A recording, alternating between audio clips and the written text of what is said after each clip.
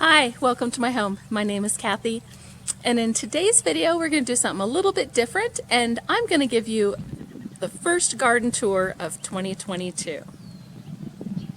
If you like watching videos on canning and gardening and baking and food preservation, then you're in the right place.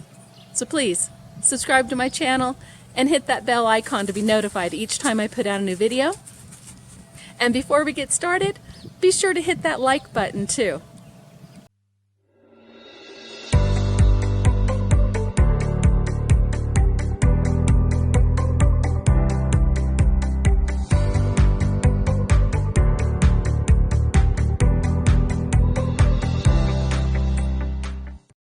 In here I have some plants that still need to be up potted. As you can see, not all of my plants germinated. I think I have, in this one, I have 3 that did not germinate. So I might try to grow something else in those. But everything else germinated fairly well. I'll be up potting most of these this week. So let me take you in the other room and show you what I've got going on there. In here I have my baby plant that I up potted yesterday. They're looking really good this morning. The tomatoes, they were kind of leggy, so I did pot those down as far down into the cups as I could get them. And as you can see, I don't know if you can see that, I still have more that need to be up potted. So that is going to be what I work on this next week, so I can get all of my plants up potted so that they'll be ready to go in the garden at the end of May. Some of the tomatoes and peppers, I might put them out in the garden early using the wall of water around them. I think I have about a dozen wall of waters, so I can get some of them out in the garden early. But I'm in zone 7, so really our last frost date is the May 31st through June 7th. So I still have a ways to go before I can get these things out in the garden. At least the frost sensitive things. I think like the onions, I think I can get those out a little bit earlier. But that's about it for the plants that I started indoors. Here are some pretty geraniums that I bought. It's about time to put these back outside. We've been having some pretty cold nighttime temperatures, so I've been pulling them in at night and then putting them out during the day. Those are so pretty. And here I have a banana tree and an avocado tree. The banana tree is doing so well. As you can see, it has a new leaf start right here. And when it came in the mail a couple of weeks ago, it had a leaf start, and that's what this leaf here is. This is a new leaf on it. So the leaf opened up, and it's just beautiful. And it has another leaf starting, so this one is thriving. And then here's the avocado. And I don't know if you can see that. The avocado is also getting new leaves at the top. So those are both doing very well. I did up pot them. Once I did that, they just really started to thrive. Like I said, I've only had these for a couple of weeks, and they're doing fantastic. These are dwarf trees, so I'll be able to keep them in the pots. So they'll live inside during the winter time, and then during the summer, I'll move them out onto my deck. I'll put a link down below to the website that I bought these from if you're interested. And I'll put the name of each of them in the description as well, because I can't remember. I think the avocado might be a Condo Avocado, and I don't remember what variety of the banana tree it is. They're both dwarf versions, so I'll be able to move them in and out of the house. I'm hoping fairly easily.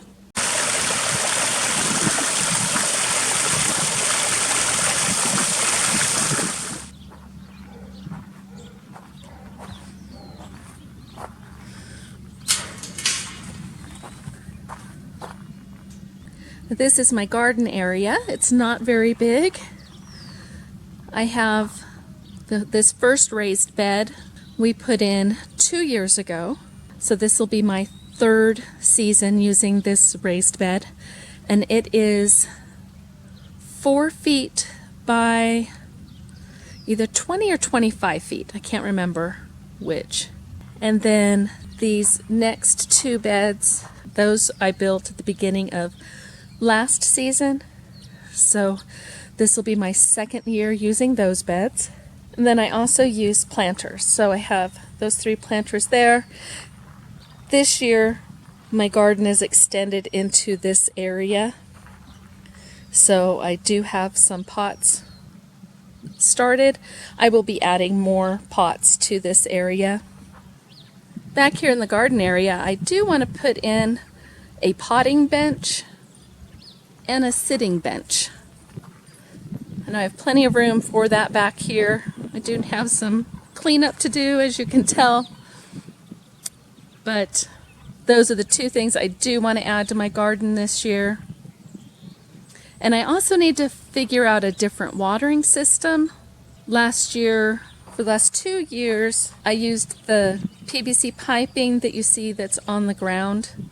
There it has little sprinkler heads, which waters really well, but the problem I found is that parts of the garden would get more water than others, and it was a little challenging to turn down or off the water to the plants that I didn't want to have a lot of water going to them. So for this big bed, I'm looking for a different type of watering system to use. So if you have any ideas, please put it in the comments section below. If there's a watering system you use for your raised beds that works really well, I'd really be interested in hearing about it. And then in my box planters, I did try using a soaker hose last year, and it just really did not work at all.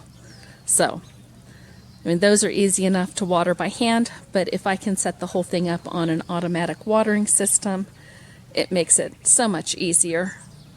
So that's what I'm hoping to do this year. So if you have any ideas on what type of a watering system I should use or try out, please let me know. What I have along the fence, I have some honeysuckle growing. And then in these planters, I have different mints. This first one is spearmint. That one in there is chocolate mint. You can see it's coming back.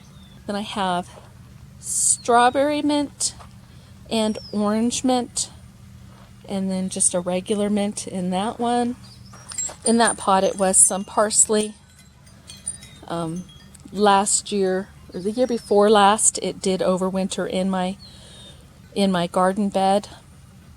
But at the end of last season I did move it into a pot because where I had it, it was getting too much sun. So I thought I'd put it into a pot, and it did not make it through the winter. So I'll grow some more in there this year. Then over here, those 3 pots, that's all garlic that I planted in the fall. And in this bed I have sage, thyme, and rosemary. Those all overwintered in the garden bed. So I'll be filling the rest of this bed up with more herbs this year. This area in the front, that's where I had the parsley last year. And then this last part over here, I had the mint in that part of the bed, but it was just doing what mint does, and it was taking over. And so I decided it would be best to have those in pots so that they couldn't take over the rest of the garden area. Then over there along the fence, I have, there's Max. Hello, Max. Pass it on through. Along the fence, I have strawberry plants, and I think I might transplant those into my green stock. I think that they would do really good in the green stock, and if you've watched my green stock setup video, I just got that this year, and so I think I might put the strawberry plants in those. And then in where I have the strawberries right now, I'm going to plant sunflowers. And then continuing along the fence, I have 3 blueberry bushes. Those were planted the year before last. They're doing pretty good. They're coming back again this year. They're still pretty small. Then I have some asparagus that is coming up. This is the first year it's actually gotten spears. The spears had started coming up, and then we got a really cold frost, so several of the spears died off. But that's what I got going on there. And then the rest of this bed is all garlic that I planted last fall. Not sure why, but the garlic in the pot seems to be doing much better than the garlic in the bed. But I'm sure they'll do just fine as soon as it starts warming up more. Just a blueberry bush. It is getting some leaves on it, very little buds on it, so I'm sure it'll do just fine this year. And then over in the corner I have some irises. Those iris plants the bulbs were given to me by my neighbor last year. In the fall they thinned out their iris beds, and so I was able to get some iris. I think these are fancy iris, so we'll see. They're coming up great, so I'm hoping I get some nice flowers on them soon. And then I have my bird bath over in the corner. Behind the bird bath I'm going to be planting some trumpet vine. I have trumpet vine in a different area of my yard that doesn't really get water. It's not doing well, and so I'm going to move it to this back corner. I think that'd be pretty as a backdrop to that corner area. Then I have a couple of compost bins and just normal garden stuff. It's kind of a catch-all back here. I need to get it cleaned up and organized. Let me show you what I got going on in this bed. I had last year just made a simple little tunnel with fencing. Last year at this end of the garden I had squash. I think this year on this trellis I'm going to grow cucumbers. I had some kind of a little critter that was making a hole down into the bedding on top of the bed last year. Now that the snow is done, I did install a solar rodent deterrent. Those little beepy things, they work really well. But went in there just to make sure whatever was living under there doesn't come back. Not sure how well you can see it, but that like A-frame with the fencing on it, that will go back into my garden this year. Not sure exactly where I'm going to put it, but I'll grow peas up the side of that. And for this longer bed, I know I'm going to put my pepper plants at the end, followed by my tomato plants. Last year I had my peppers along the sides of my tomatoes, and my tomatoes were at the end, but the peppers just didn't get enough sun. So I'm changing it up, doing it a little different this year. And I'll do my peppers at the front so they get plenty of sun, and then my tomatoes, and then this back area, so I'll have cucumber growing on that trellis. In the middle part I'll probably put something that doesn't like a whole lot of sun. I'll get some lettuces in there to start off, and then change that up with something else once the lettuce bolts or stops doing good. And I'm not sure what else I'm going to get in here. I'll have my peas. I'm going to put potatoes in grow bags, so the potatoes will go in the area over by the mint. Then I'll probably put some flowers and some more herbs. I'll try to grow some basil in with my tomatoes, as well as growing basil in the herb bed.